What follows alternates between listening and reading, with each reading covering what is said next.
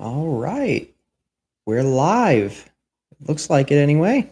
You're live. You want to turn that down? Yep. I'm going to mute. I always forget to do that. Okay. Got it. Awesome. All right, everyone. Hello, and welcome to another live stream with the Give 'em Heck podcast. I'm Brian. This is your host, Penny. And we have an interesting episode today, considering you told me what the title was before. Yeah, I kind of had to. Yeah, you kind of had to. I didn't want to. Yeah, no, I'm kind of interested to see what you have in store for this episode. Forgive me, I don't think there were any announcements. Were there? I'm going to say I don't think so. We hadn't really talked about any. No, and nothing that we can't talk about in the end. Right. Yeah. All right. No, I think we're all set to get this ball rolling. Okay, ready? Yeah, totally. All right. So I am going to start off with our disclaimer. I know the last two lives that we've had, this is our third one, that we didn't read our disclaimer, but I think that's kind of important. So I am going to do that. Our disclaimer is that we are not doctors, psychologists, or counselors. We are not given any medical or psychological advice. We're just simply here to discuss real life situations, to give hope, encouragement, and instill change. And it looks like we've got some people coming in. Yes, I just hello, want to everyone. say hi, and I'm glad that you made it. And at any time, those of you that are chatting, go ahead and give us what's on your mind. Absolutely. Whatever it is, good, bad, or ugly, we do not care. Yeah. We want to hear all sides, so that's great. I just want to say hi to my Aunt Sandra. I'm so glad that you're here. And of course, shut the front door. Or he put popcorn. I see that. Yes, grab your popcorn. Yes, and Aunt Sandra from Lethbridge, I like that. So I'm sure more are going to be coming in as we get started on our podcast tonight. So is there anything you want to say before we get going? No, well, yes, just a small thing. For those of you that watch the show after it's been posted on the live tab, rather, we're going to start doing these in more episodic live streams as opposed to like ad-libbing like the first few were. So if you ever join midway, feel free to go back into the live tab on our YouTube and watch it from the beginning. Because that happened last week. A friend of mine, which kind of surprised me that he didn't know this, but he popped in the live like towards the end. Oh no. Okay. And he tried looking in the videos tab on our YouTube. It's like, I can't find the video. And I was like, no, you got to go to the live. Yeah, and then he's like, oh, that's where it is. So yeah, for clarification, if you ever join towards the middle, feel free to go back into our YouTube and find it. It'll be posted there. Yeah, because if you don't go to the live, then it just shows all of our shows that we've posted. Yeah. And with the exception of one, there was one live that we had that I had to edit. And for some reason, it wouldn't let me just override the original. It told me to save it as a copy. So unfortunately, I couldn't put it in the live tab with the rest of them. Right. So, but I did mark it as live in our videos section. So you'll see it there if you want to see that one too. But we're all very happy that you guys are here, and I'm excited to see what you have in store for this episode, because the title, I know the title is interesting. Makes me a little nervous because the way that I am. Well, the thing is we have a lot in common, but our differences are so wide. Does that make sense? Like when we disagree, we are like total opposites, but then the things that we do think a lot alike, we're very much like, you know what I mean? So I'm a lot more upfront. I mean, you can be, but you don't go looking for it. You don't go looking for confrontation. You like to find I see it and I want to nip it in the butt. That's how I am. You don't just kick the door open. You take the door off. I take the wall down. I know. It's kind of scary sometimes. So let's get started. So in all of our podcasts, and we had talked about this, if you guys ever want to join our TikTok, we kind of gave a little bit of an explanation of what our podcast is about. But in our podcast, we always focus on hope, encouragement, and change. And we talk a lot about how the world people and circumstances affect the way we think, feel, and act. We talk about change and about being the better person.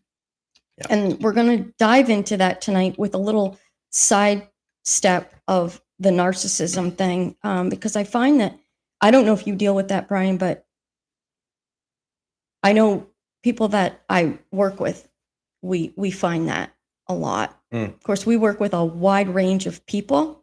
Yeah. Now I see it a lot too. Different personalities and whatnot. You know what I mean? Well, especially since I got started in that project, so for context, I'm getting involved with a group of people online who are, I guess you could say, essentially building a website. And we're going to be hosting a lot of events and stuff, all on a game, I guess you could say. But through the experience that I've had dealing with, I've already been dealing with like 60 plus people. Oh, wow. Yeah. See, so you get different perspectives, different ideas, but you also there's always one in the group. It does seem that way. There's always that one person that thinks they know best and can't take criticism. Well, it's almost like they manipulate you to get what they want. You know what I'm saying? Yeah. Like it's in an emotional way. It's not like, I don't want to use the word threatening, but it's not like well, I'm going to leave if you don't do this. No, it's going to be no. They'll find their way. Yeah. To get their way. Yeah, it's very underhanded stuff. Yep. But it was funny.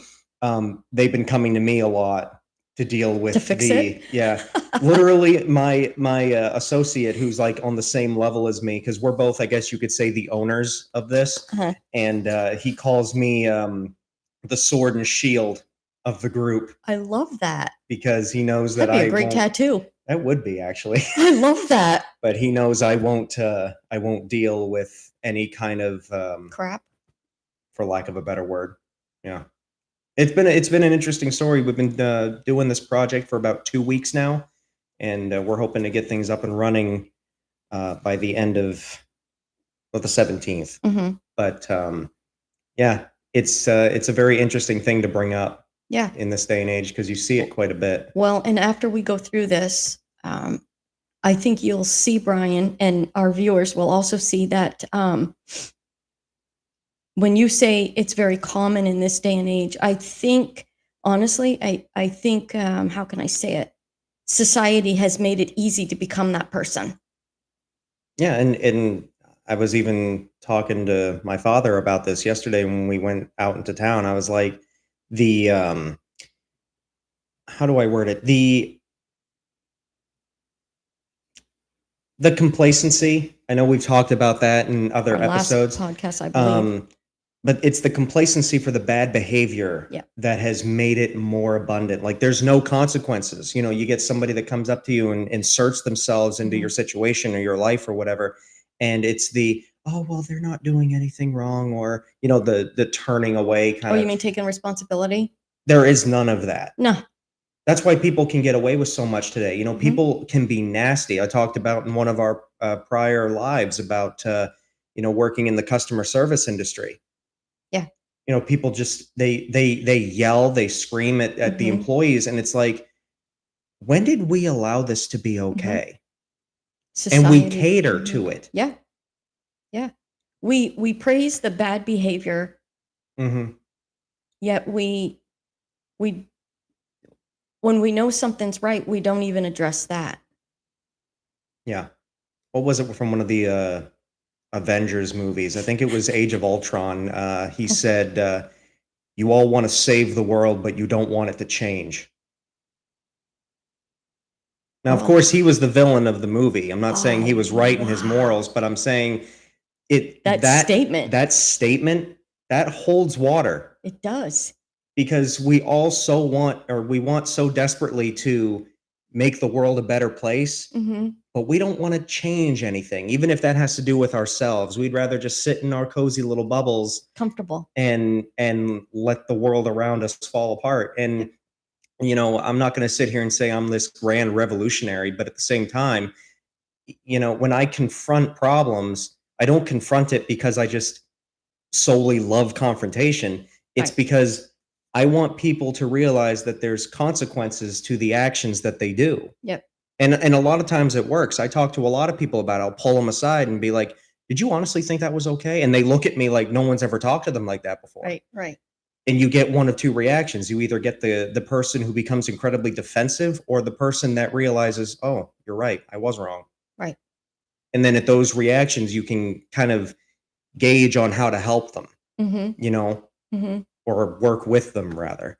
I see one of my students in the chat. Hi, Chelsea. And if you still need that $4, I have it.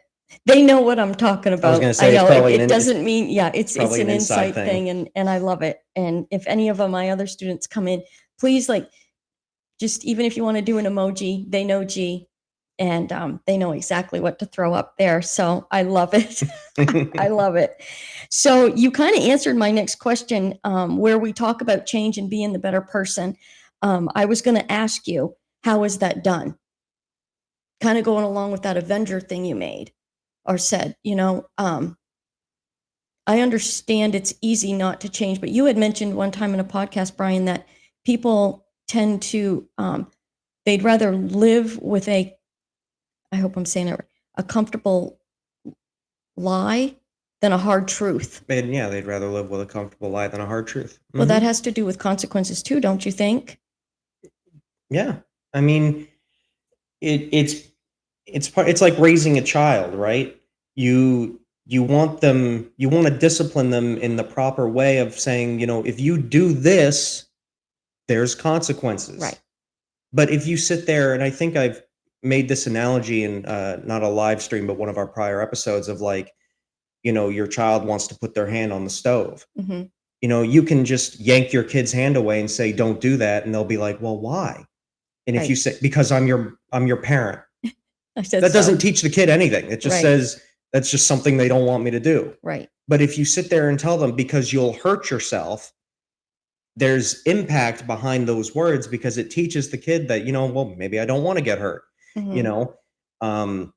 So context to everything said is important, especially when you're dealing with people who, in the case of the message that we have tonight, it's the narcissist, or the person who thinks they can get away with things. Right.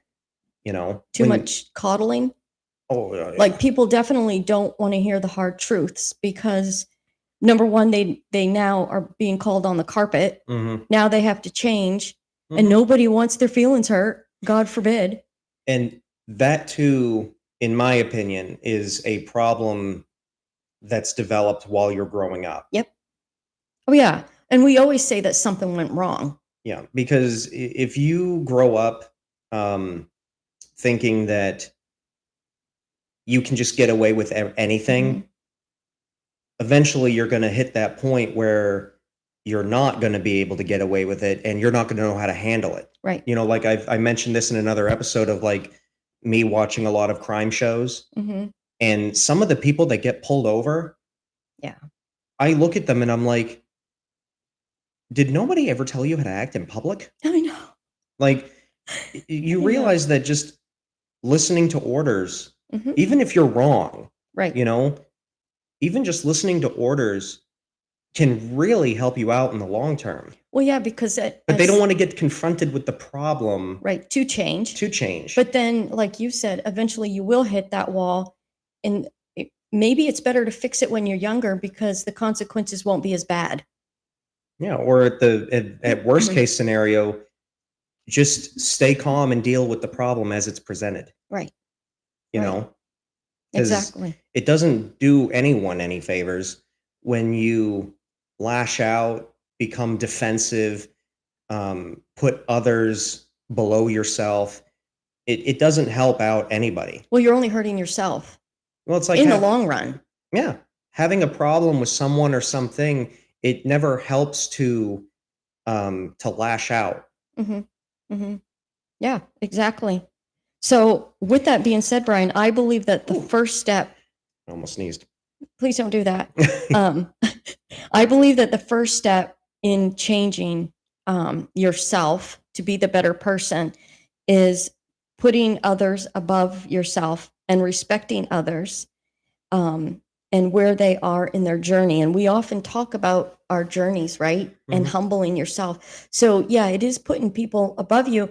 But when I look at others, and I take my students a lot for that, is because number one, I want them to see an example in me, but I also want to, I respect them enough that, excuse me, no matter where they are in their journey, I want them to know that it's okay where they're at. You know what I mean? Yeah. And respect them for where they're at to make them that better person. Yeah. Well, like society. You good? We're good. You got water. I got a water. But a lot of people in society are very quick to judge people in different Mhm. different walks in their life, and I'm not talking about like tradition stuff. I'm talking about like just different places they're at. Like even for me, I'm 33 years old, and I talk to a lot of people that are either a few years younger or a few years older, and nobody is where I'm at. Mhm. But what right do I have to judge them Thank you. or condemn them I for that? appreciate that. It's being it's like it's like the empathetic thing, just putting yourself in their shoes and realizing that even though that person might not be doing what I like or doing what I would want them to do or Right. doing what I would do, that Mhm. doesn't mean that they're inherently a bad person or No, that they're that's where they're ruining at. their It's lives. where they're at. Yeah, some people go Respect through their life journey. and different positions, exactly. Mhm. And it's very important to like if somebody's doing something genuinely wrong, there's Right. nothing wrong with going out there and like being like, "Hey, you want my assistance with that, or do you want me to maybe just give you my open-handed Mhm. opinion?" Mhm. But I mean, I've been experienced to it. Yeah. A lot of people that are a little older than me have come to me in my walk in life and been like, you shouldn't be doing that. You're too young for that, or you're too old for that. And I'm just like, Shut up. who are you to tell me what I Right. can and can't do? Right, because when you respect where people are at, you help them to grow. Yeah. Judging them isn't going to help them. It's only going to bring them down. It's going to make them feel like they can't progress, like maybe everything they're doing is wrong. Constructive criticism is fine. Exactly. But when you try to mold someone to the shoes you're wearing, that's No. No, because we're all individuals. We all have a path to walk, and all those paths lead to each other. yeah, we all go down the walk of life. That's right. Exactly. I love the comments.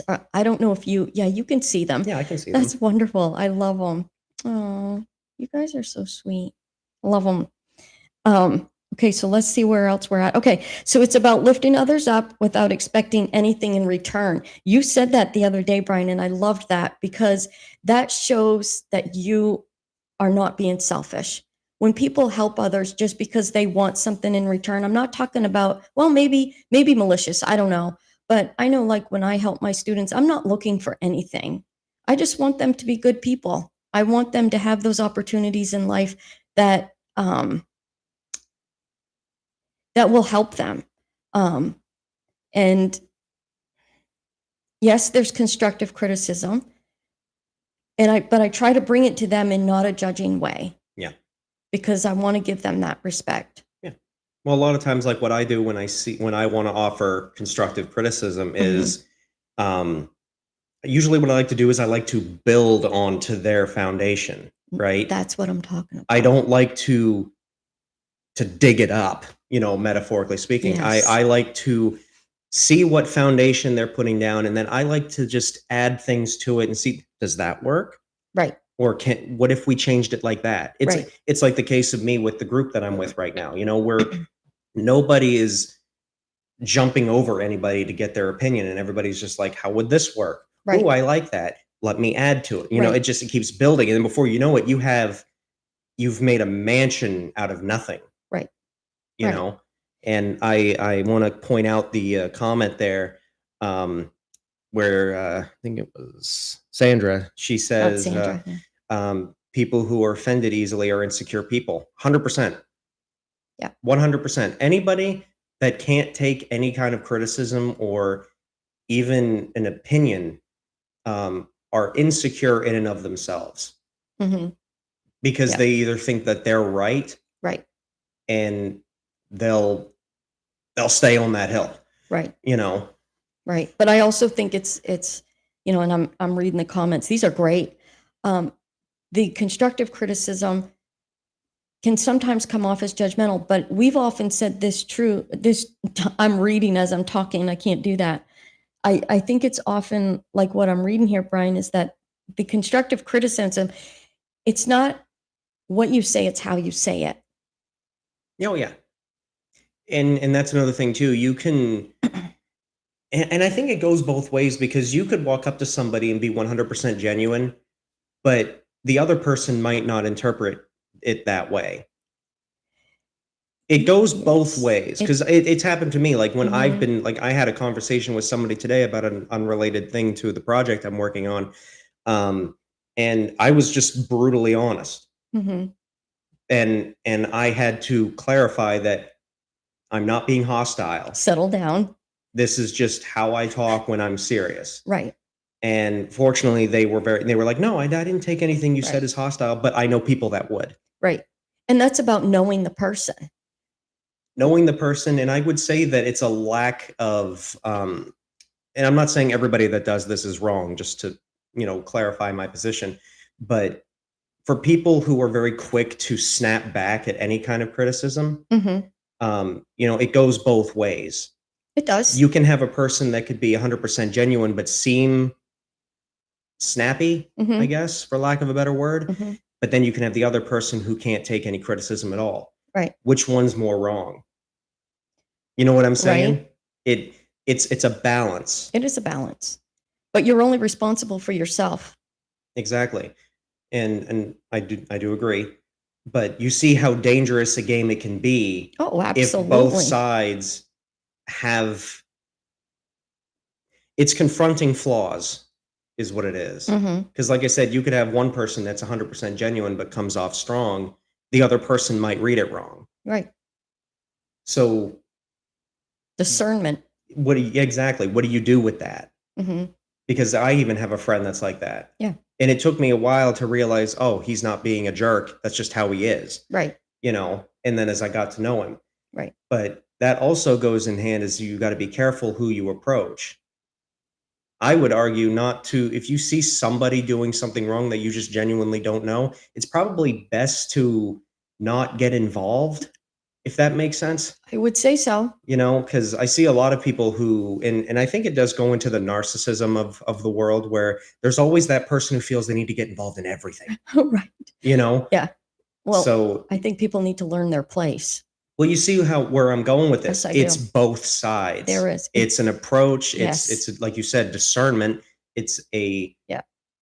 I would say common sense, but That's a superpower. yeah. Haha. Haha. Yeah. So, in order to be the change that you want to be and see in others, you have to be willing to help yourself. So, there's a few things: help yourself, take responsibility for yourself. And I think that's lacking a lot Mhm. today. Mhm. Oh, And yeah. it is definitely with what you were just talking about. So, and we always say this, Brian, that it always begins with you, right? Yep. You have to be the one who brings the good energy. You have to be the one who is responsible and realizes that you are accountable for your actions. Mhm. Yeah, at the end of the day, It's you. it's It's you. you, It's friend. it's stuff you have to Hmm. work on, grow, change. Right. Fixing oneself can encourage other people. You know what Absolutely. I'm I love saying? that. Yeah. It's It's always about it's you. not a selfishness thing, because I hear a lot of people say that, like when I talk to them about the topics that we talk about on our channel. It's people are always like, "Well, I know I'm not in the best frame of mind, but I care too much about other people." And I'm like, No, you "You're don't. literally over here falling apart. Fix it. How does that reflect upon yourself?" Exactly. Because somebody could look at you and be like, "Oh, well, they're going out of their way to help me," Right. but yet they're dragging pieces of themselves behind them. Hmm. How can I believe anything they say? Right. How do I know this isn't just I don't know if gimmick is the right word, but like it's practicing what you preach. Right. Well, I'll tell you what a big part of it is in Mm, order to fix yourself. mm. Listen, I understand that that fixing thing for yourself takes time. We've all been through a lot, battles, situations, circumstances, hardships, whatever you want to call them. But we all can fix ourselves. It's just, it takes time. We have to be patient with ourselves. But I think one of the things that goes with it, Brian, is about having awareness. You have to have awareness by first realizing that, number one, you're not the only one that's dealt with hardships. You're not a victim. And I think that's a big part of the world today, is that everybody thinks they're a victim. But you know what? You're only a victim if you allow yourself to be. That's self-pity. I know we've talked about that in prior episodes, and I've always said it is more inspiring to me when somebody goes through something Mhm. drastic and they overcome it. Yes, It's honestly inspiring. it's very much And so. I'm not going to sit here and say that I've been involved in some of the most atrocious things humanity has to offer. Which, if you've been through it, I sympathize and empathize completely, because I've been through hardships myself. Mhm. But what is fascinating to me is the difference in human dynamic depending on which choice they take when it Awareness. comes to the aftermath. Yes. You know, Mhm. you can have a person who can overcome their struggles and their trials and their pain to help people with those same problems. Mhm. But when I see somebody who, I could name someone right now off the top of my head, but I'm not, um, Yeah, I wouldn't. who who went through something recently. And I think, did we talk about it in an episode or a live stream, that girl that I told you about that um I think it was the live stream. was it the live? It might have been. I don't know.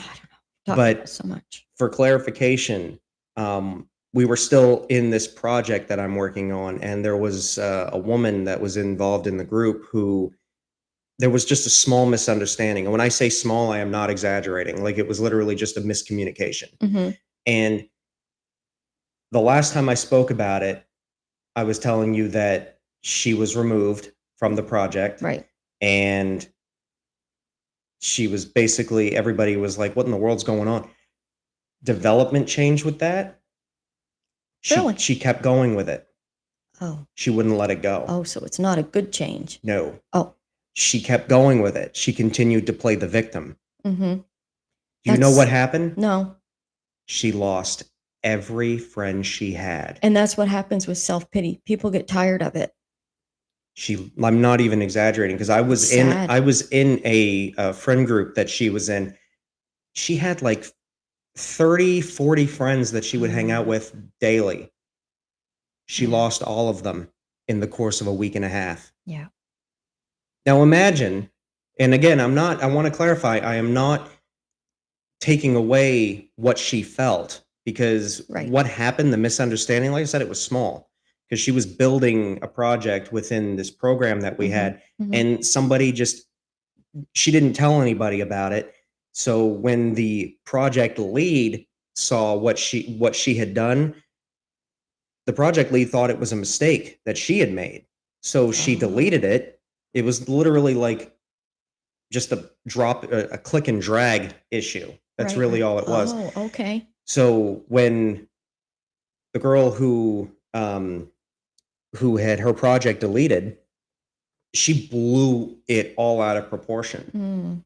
And she Yeah. said, "Well, the project lead should have came to me and told me that she was working on that." And I'm like, "Yeah, but even if I'll give you that, maybe the project lead should have asked everybody first." There was only like 3 people working on this. Mhm. Um, but instead of taking any kind of accountability and saying, "Well, the project lead could have communicated better, but I could have communicated better too." Instead, Play the blame game. it wasn't her fault at all in her Of eyes. course not. Yeah. And everybody started seeing the craziness of the situation. And I'm not even kidding. She lost every friend she had Wow. from my groups. Yeah. Like, I was in 3 different groups. none of them want anything to do with her now. Right.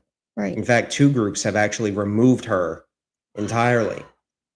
See how dangerous that blame game can get when you don't take time, like Aunt Sandra said. She said, shift instead of looking inward. Again, it's about changing yourself. Yes, you can sit there sometimes and say that your situation happened because of this or that or this person or that person. I'm not denying that, Mhm. because people are going to be involved in your life situations. But you have to step back sometimes and say, like your friend, maybe she should have just stepped back for a minute, taken accountability, and said, okay, if this is my fault, how do I fix it? Mhm. And then go from there. Yeah, I agree Yeah. with what was just said, Yep. Chelsea. And it is hard sometimes to admit you're wrong.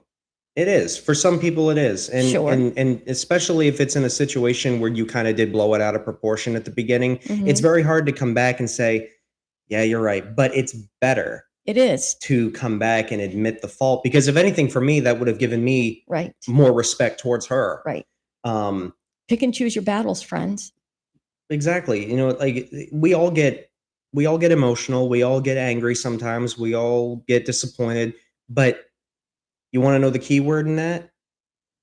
Everyone. All. It's not unique to you. Right. Life isn't So, after you, it's after everyone. I was gonna say, so when you in a situation like, and I tried with her, like, this story is quite deep, so I'm giving you like the surface level of it, but I tried really hard to keep her on the team. I tried really hard. There was actually a point where I told her, if you need to take a step back and, like, focus on just the projects, you can just communicate with the project lead. You don't have to tell anybody else. As long Yeah. as the project lead knows, Mhm. that's fine. Mhm. She wouldn't accept it. Wow. She literally messaged me and was That's awful. like, she would respond with, "No, it's fine." Yeah, okay. And we read between the lines and it absolutely isn't. So you're just going to ruin all of that. She lost. A, this was like back at Mm. the beginning when we started this project, and we probably had less than 10 people outside of the staff team who were involved in this. So we weren't very popular. But we went from 10 people in the course of a week to 60 people who are excited for this project. Sad. And it's growing constantly. Right, right. And I guarantee you, actually, I can say with absolute certainty, because one of my friends talked about it. She's regretting what she did, You think? but she's still going on about what happened. Right. It's like Because she right. wants the benefits, but she doesn't wanna stop having the Yeah. attention, I guess? Yeah, there's still some inner working, inner Yeah. healing that needs to be done there. Yeah. Which And is and I something don't that a know lot what of that us. will take. And yeah, and we're all there. I get it. And we all need different degrees of healing and helping and that type of thing. I don't know, without really sitting down with her, but she definitely needs help to some degree. It's sad. So I will say this, Brian, that you can't help others until you help yourself. You have to help yourself. We all want to see a better world, but the change must start within you first. I didn't say with you, I said within you. Within. That's a big difference. Yeah. So this is what I'll say as we move on is be the change you want to see. Right? Mhm. So we talk about how we live in a world that lacks empathy, compassion, and love. And I've asked you this question before, Brian, and I want you to answer it again. Is it easier to hate or to love? It's easier to hate Why? because it's always in stressful situations, it's always easier to let the negative emotions out first. We're very quick to action and quick to hostility, but it takes a very unique person to put the, I guess you could, for lack of a better word, the intrusive thoughts aside and focus on what really matters, especially when you're the one at fault. Yeah. Now, some people, it comes very naturally to them to put negative emotions aside, but for others, and I've seen it in within my own friend groups, is that when you confront somebody on something, it's always the defensive walls they put up first. Yeah. Even my best friend, like he does it all the time. Mm, But the difference between him and other people is that he'll always come back and admit he was wrong, good. Good. and he always strives to change. Good. So life can be crappy for all of us, but that doesn't give us permission or an excuse to be a crappy person. I could have used a different word, but I don't want to get taken off of the YouTubes. The YouTubes. So we're not going to do that, but I think you know what I'm saying. Yeah. So it's about being responsible for your actions and being aware. Stop playing the blame game. And I understand what you just said, Brian, when you said it's hard for people to admit when they're wrong. It's hard to get away from those negativities because that's all we've been shoved in our face our whole life. You don't have a lot of positive people. You don't have a lot of positive insight around you. So I think sometimes you have to take the time yourself to find that. See, and with this journey that I've been on, that I've been telling you about, with trying to be better in myself and being the better person, I've had to take time by myself, literally, to heal those moments. Mhm. Does that make sense? Mhm. Not that I'm not ever around good people. That's not what I'm saying. I have great people like Aunt Sandra that's on here tonight, and great support. And my students, I love my students, and you and Dad, of course. I have a lot of positive enforcements around me, but sometimes you just need deeper. You need deeper healing. Oh, yeah. And that requires time by yourself to reflect and say, you know what? This needs fixing. And I want to be the change. So does Well, that make sense? It's like the saying is, if you want something done right, you gotta do it yourself. And Yeah. sometimes that requires those moments Yeah. when you're willing to put everybody aside and only focus on yourself, and I don't think there's anything wrong There with is that. nothing wrong with that because it always starts with you. If you can't be the better person, how do you expect the better people to be around you? Yeah. You said one time, misery loves company, right? Metallica. So here's the thing. It's the truth. Mhm. Yeah, If you and that's continue to be the negative Nancy, that's what you're going to get around you. yeah, and that's the thing when it comes to, like, asking for help in situations like that. It's always good to surround yourself with the help from people Mhm. who really understand what you're going through. Yeah. Because I've gone to people like my friends for help in some situations, and the one thing that I started noticing, this was years ago, is the people who didn't go through what I went through, they couldn't help me. Well, no, They would give encouragement, yeah, like, they would try to, lift me up, but right. they didn't know They can't what to understand. say or Yeah. what to do. But when Mhm. I started going to people that had dealt with the same situations, and that's what I was saying earlier, when you try to put yourself in somebody's shoes, there are limits to that. Mhm. But when you surround yourself with people of like mind, when it comes to problems and Yeah. stress, anxiety, pain, Yeah. that's different than somebody who has no idea what you've gone through. Now, that doesn't mean that the person who doesn't know can't help Mhm. or can't be empathetic to some degree, Right. but there's nothing wrong with asking for help Mm. when needed. Yeah, There are those times where it is important to take some time to yourself, it is. but it's the context behind that time to yourself. If you go to, like, the case of my story with that young lady, is that when she went to be by herself, quote unquote, Yeah. she went to pout, complain, Yeah. self wallow. Like, that kind of alone time doesn't help anybody. No. And it almost certainly didn't help her. No.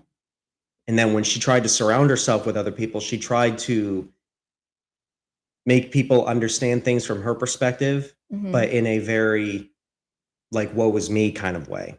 Yeah. So it is important to surround yourself with the right people to get that right energy Yeah. around you. I always say moderation is important with anything a person does. Absolutely. Whether it's surrounding yourself with like-minded people or spending time to yourself, moderation is important. You can have too much of one thing. It's true. Yeah. Yeah. You absolutely can. So tonight, We're going to get into it a little bit deeper. Oh God. You. So tonight I want to talk about, with bringing everything together with what we just talked about, but going deeper, is recognizing and dealing with narcissism. So what do you think of, Brian, when I say recognizing and dealing with narcissism? Like, how to identify it, or how do I move away from it? You answer it however you want and just keep going. Well, first of all, when it comes to a narcissist in general, once I see them, I don't give them anything they want. And I mean that in an attention kind of way. Right. Like, the worst thing you can do with a narcissist is argue with them. Oh, they're never going to be wrong. I had an ex like that. She was never wrong. And even when she was, she would always point out the things that I did in the past that were semi-related mistakes that I made and mistakes that I accounted for, but it was never her fault. Is that very, very strong manipulation? There, I was just going to ask you. That sounds like manipulation. Yep. And I wish I could give examples, but it was a relationship that happened probably a good 2-3 years ago at this point. But the thing that I learned about narcissism in general is that you never argue with them, you never give them what they want. And if you do give them what they want, you walk away. Yeah. You don't give them something to latch onto. Yeah. It's like throwing a life ring out to somebody in a pool. You throw it and then you let them paddle. You don't pull them in yourself, because they'll suck you dry. If anything, they'll pull you in with them. That too. And they ain't sharing that life ring. No. That was good, Brian. It was bad, but good. But oh God, okay. All right. So with the things that you just said, like with your ex, I know, and we're going to read down through some things here about what to recognize with narcissistic people. You had said one time that we are inherently selfish people.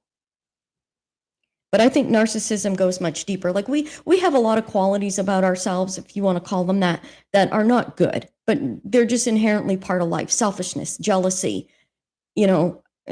anger, or whatever you want to attach to it. But we've always said that there's nothing wrong with those feelings or emotions. It's what you do with them. Yep, 100%. And I think that's the difference between a person that's in narcissism and someone that isn't. Yeah. Right? Narcissism is a whole nother level of emotion, because there's no way. See, with anger, with jealousy, with even to some degrees hatred, all of those things can be directed. You know what I'm saying? They can be channeled a certain way. They can be directed. They can be they can be targeted, and they can be both. Like, in my opinion, most emotions are neutral, because, for example, I could. So I'm trying to think of an appropriate example. I'll just use the blanket term, a criminal. I can sit here and say, I hate criminals. Does that make me a bad person? No. Now, of course, you could get specific and say, well, what kind of criminal? Just think of the worst possible thing you can think of as that you would classify as a criminal. That's what I'm talking about. Hatred can be directed. And anger can be directed. They are neutral by nature. Right. But there is no way you can use the word good and narcissist in the same sentence. There's no such thing. Go deeper. You see what I'm saying? Yep. Because when you are a narcissist, you are thinking of only yourself for the benefit of yourself and for the misfortune of others. There is no way a narcissist can be a good person. I'm just being brutally honest. If somebody could say, I met a narcissist today and they were the greatest person I ever met, it's never happened. Brian, that's awful. You see what I mean, though? That's a lack of self-awareness to the extreme. If anything, I would say a narcissist has too much self-awareness. Really? They know what they're doing. No. Yeah. You really think they do? in my experience, and maybe somebody else has had a different experience. I'd love to hear it. If you're listening, I'd love to hear your opinion. But every narcissist that I have ever met has always known what they have I done. can't wrap my head around that. They always know what they've done. That's why they keep pushing further. The longer you stay with them, the harder they push back against you. What is the benefit? Anything they can get. Why just not be a good person and get what you want? Because that would require discipline. It would require humility. It requires things that are easy to get, but things that are not what they want. It's like a difference between a want and a need, right? Like if I said what's worse to say? Okay. I want to be with a good person, or I need to be with a good person. What has more of the aggressive undertone there? I need. You see how I can go after the same goal, but approach it differently? How sad. And this is why I said at the beginning of this, when I said it's the complacency that we have that allows people like that to thrive. Because we do nothing. We don't stand against them. We don't tell them that what they're doing is wrong. We just let them go on. And the problem is there's really not anything we can do about it. So we don't call them on the carpet, basically. Well, when you're that far into a pure narcissist, you can't call them on the carpet. You can't. Because to them, they're always right. Yeah, but at some point, Brian, they're destroying themselves. It's And they'll awful. They'll get to that point. There's always a point where people get to where you hit rock bottom. And then what? You can either choose to keep digging, or you can get back up and start climbing. This is why I don't have any sympathy for people who beat themselves down to the point where they're not willing to accept help. Mm-hmm. It's not because I'm cold and heartless. It's because how can I help pull you up out of that pit if you're just giving me dead weight? Right. True. It's not that I don't want to not help you. You're not letting me. Mm-hmm. And it's the same tenfold with a narcissist. Because not only do they not want the help, but in their minds, they don't need it. What went wrong? Could be the way they were brought up. Could have been the things they were given when they were younger. It could have been a multitude of things. And it's sad. It is for them. I'm the kind of person that lets people dig their own graves. I'm sorry. I'm only sympathetic to people who acknowledge their flaws and want to change, even if they keep making the same mistakes. Right. Somebody who acknowledges what they do and they know it's wrong, and even if they still make the mistakes, it's somebody that I can tell who wants to change. Well, the effort is there. The effort, exactly. And not at the expense of destroying others. Welcome to the harsh reality of life. Okay, so I looked up the definition of narcissism. Mm-hmm. Okay, so it's excessive interest in or adoration. Am I saying that right? Admiration of oneself and one's physical appearance. Selfishness involving a sense of entitlement, a lack of empathy, and a need for admiration as characterizing a personality type. Self-centeredness. Did I nail that or what?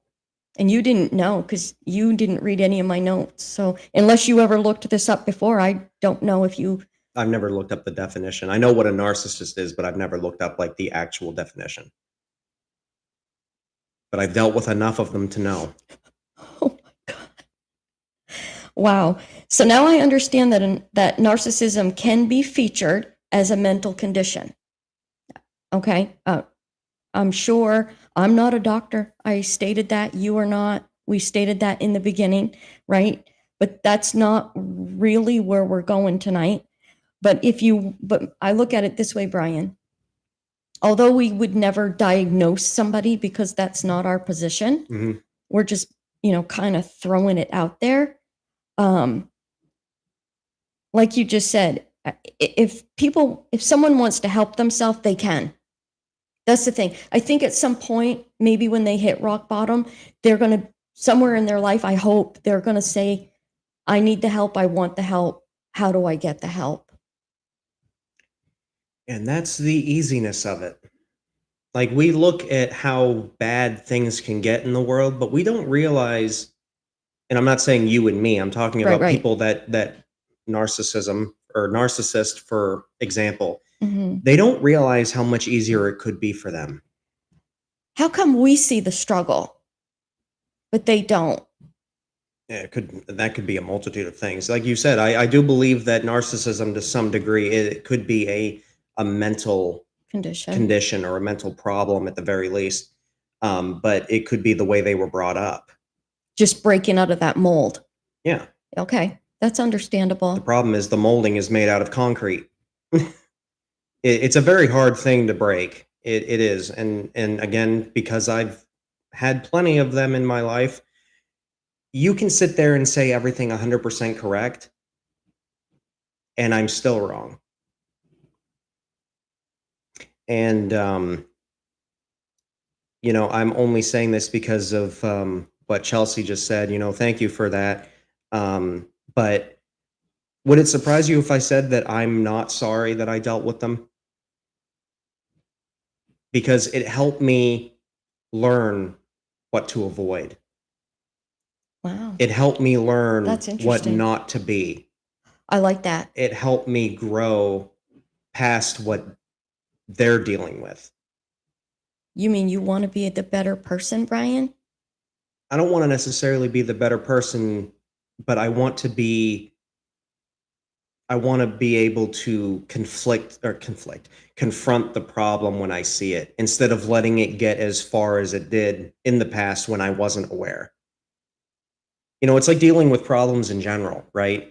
Like, a lot of times we put ourselves in situations that we know nothing of how to get out of. But once you get out of it, you're like, "Oh, I know how to deal with it next time." Mm-hmm. Mm-hmm. It's like that. That's why I always encourage people to do things that they've never done before that can Yes, help them grow. you do that. Because if you've experienced it once, you've done just that. You've gained experience. Mm-hmm. If I was to deal with that years ago, before I started like doing my own research on things, I would have let it destroy me. But because I started learning, because I started adapting, because I started experiencing, the more I threw at myself, the more I could grow from it. You mean you keep an open mind? That's good. That's good. I guess what baffles me about it, Brian, is that people can get help, and there are good people out there that would help someone, let's just say with the narcissism, since that's what we're dealing with tonight. But the thing for me that I can't wrap my head around is, although there's people out there that can help, I don't understand why they don't want it. And you said because it's easier. It's the same thing with negative emotions. When you use them in a negative way, it's a lot easier to just keep doing what you've been doing. How do you know the grass is greener on the other side if you haven't ever seen over the fence? Maybe no one has ever given that person exactly what they want, and the only way they've ever gotten what they wanted is by being aggressive or by being manipulative. You know what I'm saying? You can't want what you never had. Wow. Okay. That's too bad. Yeah. Yeah, true. Some good comments. Yeah, definitely. Thank you guys for Yeah, commenting. keep commenting. We are reading. Them. We are. We are. So you can get the help that you need if you want, and move forward to be that better person. Stop giving. Now, this is something, Brian, I want you to kind of get a little deeper in with me too, because of what we just said. Stop giving yourself excuses and or permission for being the victim. Do you think that's what narcissist people do? Is they give themselves permission and excuses to be the way they are? I don't think they give themselves permission. I think they give themselves justification. Like, they look at what's happening around them and they think, I don't deserve this, and I'm gonna go in arms swinging. You know what I'm saying? It's like, I think it has its roots in pride. There it is. I think it starts with pride. Somebody who thinks they're better than what they really are. We've all And got then it builds from there and becomes narcissism, becomes abusive, becomes manipulative. And all of these things work together, just like building a snowman. Starts with a small ball of snow, and then before you know it, you've got Frosty. you've got Frosty the Snowman. But yeah, it always starts small. Nothing, and especially with very particular things like that, when it comes to like manipulation or narcissism or you name it. Anything that gets to the point where it's the benefit of oneself by doing harm to others, it always starts small and started somewhere. Yeah, but Brian, we can all sit here and say, and I'm sure all the viewers can think of a time in their life when they can say, I didn't deserve that. Nobody can say that they didn't deserve, but you know what? You got it. It's about how you handle that. Well, you see it happen all the time on social media.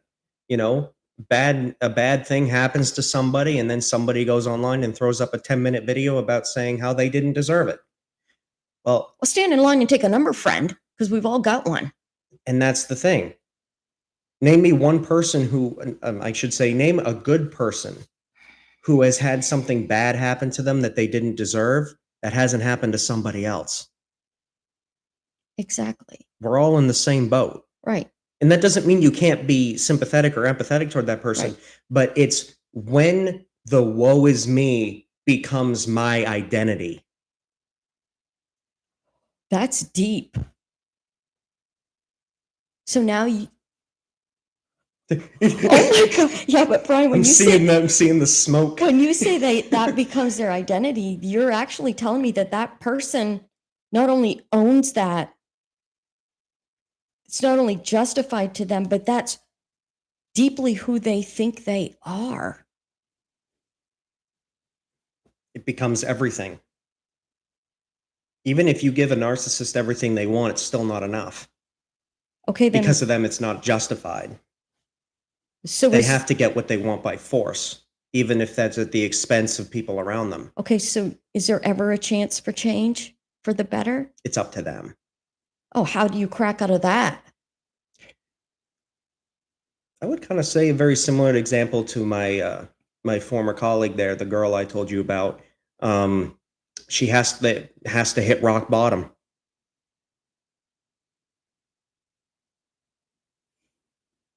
Sometimes there's just no choice. It's not because I want it to be that way, but it's because how do you reach somebody who's not willing to accept their mistakes, who's not willing to accept their flaws, who's not willing to step back and say, you know what?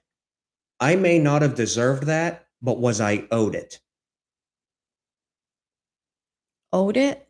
You know, like, for example, if something bad happens to you, right? Yeah. You and I can both sit here and say it wasn't deserved, right? Right. But does the world owe you anything? No. That's what I mean. No one ever woke up on this planet and said, life is going to treat you well. No one ever said that. It's when you let the negatives that life throws at you and you put yourself in a higher position and say, well, I don't deserve that. Who said? Who said whether or not you did or didn't? Life, ironically, is very fair because nobody gets away with anything bad that happens to them. Like, you can have 150 people that get into the same exact car accident, and you know what? Probably 9 times out of 10, the people are going to end up the same way. You know what I'm saying? Wow. Just because you might have one person who may have escaped unfazed Does that mean that I didn't deserve it? No, it has nothing to do with deserving anything. Okay, I see what you're saying. It's just That's life. irrelevant. Yeah. It's totally irrelevant. Take any bad situation that you've gone through and take the deserved and chuck it. Because it's not about deserving anything, whether you did or you didn't. If you want to talk about if people deserve something, I'm sorry, we have a system for that. It's called the justice system. But when it comes to life, there is no justice. There is no fair. It's just life. Wow. You know what I mean? Right. So basically, it goes back to you. With the heart. Okay, now you're going in a different direction. Now I'm getting deep. Okay, it's the heart. Stop right there. It's a false identity. If you think that you're owed, it's a false identity. Just like how Sandra said, yeah. It's a mask you wear. Go deeper with the heart. So the heart is an organ that pumps blood. No, I don't think that's where you're going. No, when I say it's the heart, I guess you could call it a passion. It is not just an identity, but it's a force. It is something that is so rooted that it would take, without lack of a better word, I see a miracle to get out. Okay. Because when a narcissist admits they're wrong, you're not just taking away their right to be manipulative. You're taking everything away that they had that made them feel good. AKA ripping the heart out. Brian. You see what I'm saying? To me, and I mean this from an emotional standpoint, but to me, there is nothing worse than a narcissist. You can't go any further beyond that. Because narcissism has so many different paths and routes that a person can go down that it stems from it, but the root is pride. If you destroy the pride, then you've killed the weed. Because that's where the root is. Because what does a narcissist have without pride? Nothing. That's why normal people that are humble can't be narcissists. Does that say they can't have narcissistic tendencies sometimes? Oh yeah, we've all nature. That's just human nature. But I'm talking about somebody who does everything and anything to get what they want. It's rooted in pride. It can't be anything else. Well, I've heard it said, out of the mouth, the heart speaks. Wow, it's almost like I'm onto something. Chelsea asked you a question. Where? It's the second one, because you were commenting. So it's right above the front door. Let's see. She said, I think that some people... That's a good question. I want you to answer that. Are you seeing it? Yeah, I see it. I'm just thinking. I think it depends on the context. Like, let me ask you this. Are you doing a good thing to get a good thing back? Or are you doing it because you're being genuine? Because I've seen people do that, where they do good things because in the back of their mind, they expect something. And then as soon as they don't get what they want, they completely backpedal. Because, it's deep. If you want me to be just blunt and answer the question, of course I do. I think if you do a good thing for somebody with good intentions without expecting anything in return, I think there is a part of that deserves some kind of okay, yeah. What's so the word? She says, I'm saying good, genuine people. Exactly. Okay. And I think that's where you're coming from. Yeah. Yes. Somebody who does a genuine good thing, I think does deserve something good. Yes. But from people or from life? Because again, if you expect it, Ooh. In my mind, that makes me think you think you're owed. It's deep. Okay, I'm not trying to do the runaround here. I'm covering all my bases. I can tell. But just genuine good people, yes, I do believe that there's good intentions behind the actions that good people do, and they do deserve something, but it's not owed. It's not expected. It's Mhm. like if I do something good for somebody, would I deserve a good thing? Probably. But am I going to walk away expecting it? No, because I'm not doing it for me. I'm doing it for them. It's a humbleness that you put Yep. before it. To It me, is. what I would deserve out of that, if you want me to be completely honest with you, it would be knowing that I helped. That's the I good. can walk away with that. That is my reward. Wow. That's good, Brian. The good action that I give them is my reward. Yeah. Yeah. Well, you know, I've heard it said that good things happen to bad people and bad things happen to good people. What do you do with that? You know? And that's the thing. It kind of going off of what I just said and what was said in chat. It's the expectation versus the Mm. it's expectation versus humility, I think, honestly. Because to me, again, I don't expect any good things to happen to me. When they do, great. It's like the icing on the cake. But I don't go looking for a reward Mhm. because to me, my reward is the action I did. I see. That's good. I'm reading what she wrote.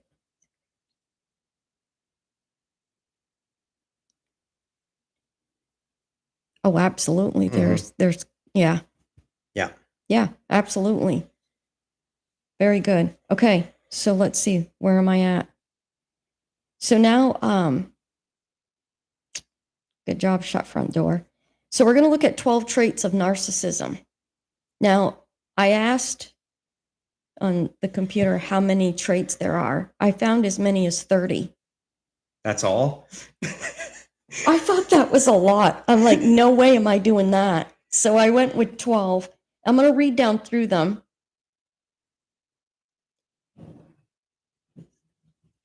In some cases, yes. I would say that, Chelsea, because to me, like I can give an example when one of my friends was dealing with a pretty bad situation last week, like it was bad. Um, he had nobody to go to. But because I knew what he was going through, because I actually went through the exact same thing, Mm. ironically, um, I went and spoke with him, and I gave him, in his own words, that I gave him more help than he could have ever asked for, and he broke down on the mic to Oh, me, and he thanked me profusely for it. To me, that was my reward, to know that I helped. I wasn't expecting anything. I wasn't expecting him to go out of his way to repay me. Just his reaction was my reward. The next day, I woke up with $35 in my PayPal. Brian. And you know what I did with that 35? I ordered him some food. That's so you. You're always giving. And you know what? Papa, my dad, always said to me, Brian, that when you give, you always get back for the most part. Like, I know what you're saying, but Papa was a lot like you. He always gave. And there was always, whenever he seemed to need it, it always came to him. Like it came back. You know what I mean? You're so much like your grandfather. I love it. So let's go with the 12 traits of a narcissist. Okay, so bear with me. I'm going to Lock read, in. lock and load. I'm going to, what am I going to do? I'm going to read all these and then we can discuss them. Now, if you want me to stop before we get through all 12, I can, but however you want to do I thought this. you So said there was 30. I am not doing 30 tonight, Oh, come on. We sweetheart. can make this a 5-hour live stream. Okay. There are some live streams that go up to 8 hours. I know. Okay. So, number one, grandiose sense of self importance, exaggerates achievements and talents, expects to be recognized as superior without commensurate accomplishments. Number two, need for excessive admiration, constantly craves attention and validation from others, lack of empathy, has difficulty recognizing or caring about the feelings, needs, or experiences of others, sense of entitlement, expects special treatment and believes they are deserving of more than others, exploitive behavior, takes advantage of others to achieve their own ends, often without remorse, arrogance and haughtiness, displays an attitude of superiority and often looks down on others, manipulative behavior, uses cunning or deceit to influence or control others. Envy. Stop on that one real quick. Okay. So there was a word in there that emphasizes my point as to when I said earlier that a narcissist cannot be a good person and they know what they're doing. Read that again and tell me if you can guess. The last one? Yeah, the last one that, yeah. Manipulative behavior. Yeah, read the description that you just read and see if you can pick out the word. Uses cunning or deceit to influence or control others. Do you know the word? Deceit? No. No. Cunning. Cunning. I knew you were going to pick that word. Okay, explain. Now, I don't have the dictionary description of cunning, but I think everybody in this video can agree that when you use the word cunning, it shows intent. Wow. You know, you see it on documentaries, animal documentaries. Like, that lion is very cunning. It knows what it's doing. And there's a, oh my God. To go on with that, I guess you could say like a carnivorous intent behind it. It's made to beat down, catch off guard. Okay, I'm going to keep going. I don't like it. Okay. Envy of others, is often envious of others' success or believes that others are envious of them. Okay, whatever. Preoccupation with fantasies, is often preoccupied with fantasies of unlimited success, power, brilliance, beauty, or ideal love. Difficulty handling criticism, reacts to criticism with feelings of rage, shame, or humiliation. Fragile sense of self. Despite an outward show of confidence, they have a fragile self-esteem and an underlying insecurity. Superficial relationships. Forms relationships based on what others can provide, leading to shallow and inauthentic connections. You nailed it.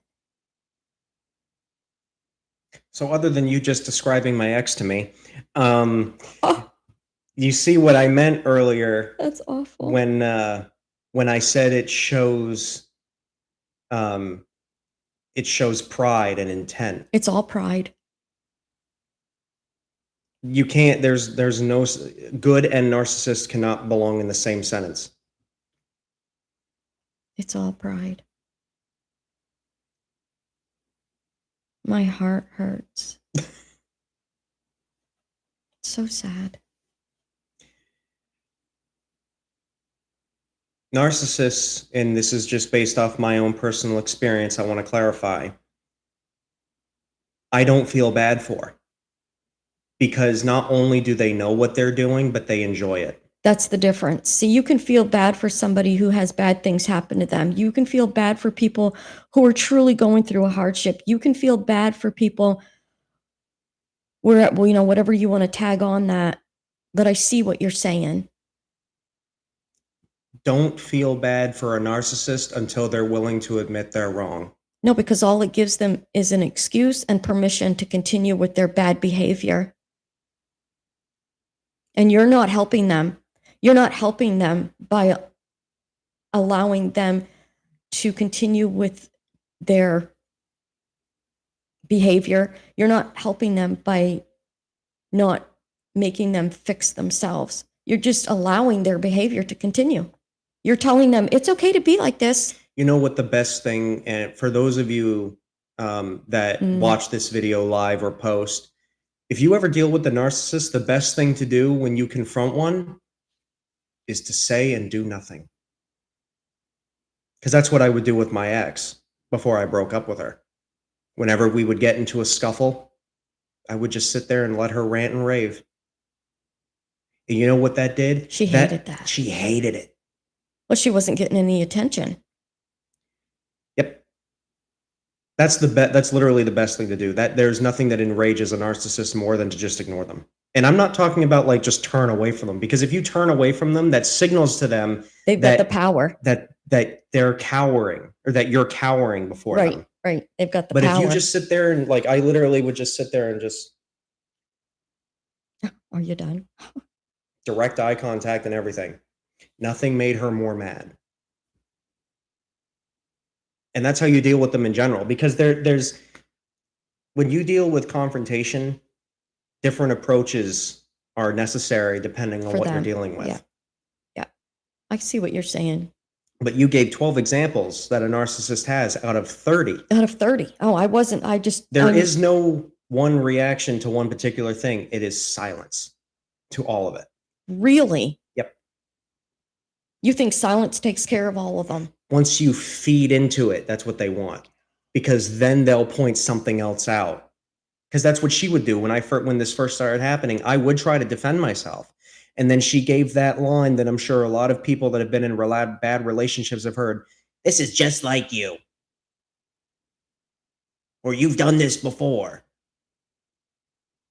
You know, the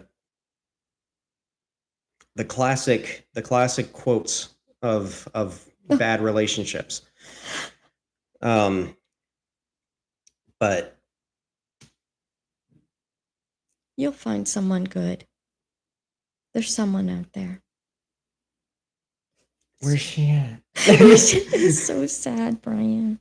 And I don't want to leave on a bad note. I want to leave on a good note. We didn't do this to make everybody feel If defeated. anything, this is a conversation to show, that you can change. You can be better. Yeah. Yes. And it's to bring the flaws out. Yes. You have to call things out in order to be able to fix them. If you don't address them, if you don't bring them out of the closet, if you don't look at them and you just bury them, they never get fixed.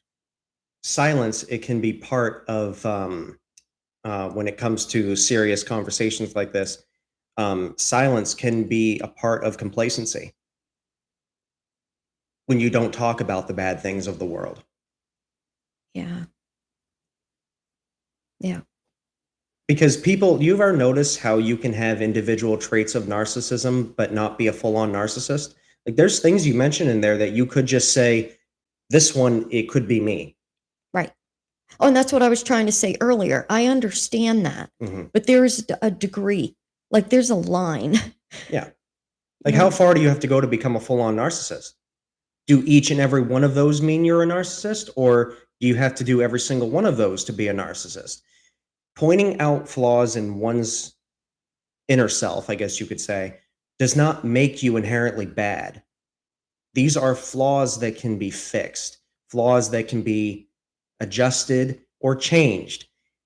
Understanding your problems and your flaws can help you overcome your problems. Self-awareness. Self-awareness. But that doesn't mean that you'll never not make mistakes again. You're human. Right. But knowing that you can change, the self-awareness. The wanting. To change. Yeah. That's the difference. Absolutely. So we're going to leave on a good note. All right. So, and you can add to this, Brian, too, before we wrap it up, but I'm just going to say this. I believe the key to a better life is changing yourself first. Be the reflection, not the mirror. See, when my students look at me, I want them to look at me and say, I see this one thing in G that I love.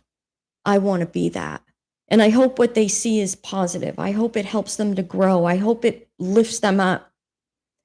I want them to look at me as a reflection that they can be proud of. That I can be the example for them. Yep. Do you know what I'm saying when I say be the reflection and not the mirror? Absolutely. And those are the people that I want drawn around me so that I can draw off of them. So when I look at them, I can say, hey, I see this in you and I like that. Imagine if everyone started doing that and was willing to take the steps to have the self-awareness, to say I'm wrong, what do I need to change, and make those changes, and then now become the reflection that they want others to see. What kind of a world would we live in? We all need the right role models. Exactly. We all need to learn the right lessons and sometimes learn the right lessons the hard way. That doesn't mean that, like going back earlier in the conversation, that life has to be considered fair or unfair. Right. It's not about that. It's amazing to me, and I alluded to it in the beginning of this, or I'd mentioned it. People who go through hardship and can overcome it and rise above it Yeah. and take those experiences with them to other people who have been through similar situations, so inspiring. Yeah. So inspiring. I love that. Wow. So to be the person you want others to be, hold yourself at a higher standard by showing empathy, compassion, and love. And we talked about that earlier, right, Brian? Mm-hmm. This way, we won't just change the world, but we will be world changers. Isn't that great? Yep. Yeah. Do you want to add anything before we wrap this up? Not as far as the story or the message, but I do want to first say thank you, everybody, for joining us on this live stream. We loved every single comment you Yeah. guys said. You guys are great. You guys are amazing. We appreciate it if you would like this, because it does help push it through the algorithm so other people could see our videos. Mm-hmm. And feel free to share with your friends, your family, or just some random Joe you find on the side of the road That needs it. But next week will be our normal episode, which Recorded. we will be putting on our other social media platforms, not just YouTube. But we hope to see you guys again soon, and hope you all have a fantastic night. Okay. Oh, you had something. I've got some other stuff I want to. Yep. No, calm yourself right down. I just want to mention again about our Facebook page at Give 'em Heck Podcast. Also, you can email us at giveemheck@gmail.com. And again, like Brian said, please share, like, subscribe, turn on notifications. And also, I want to leave you with our motto that I always leave you with: believe in yourself, be patient with yourself, and know that your best is always good enough. Have a good night, everyone. Good night.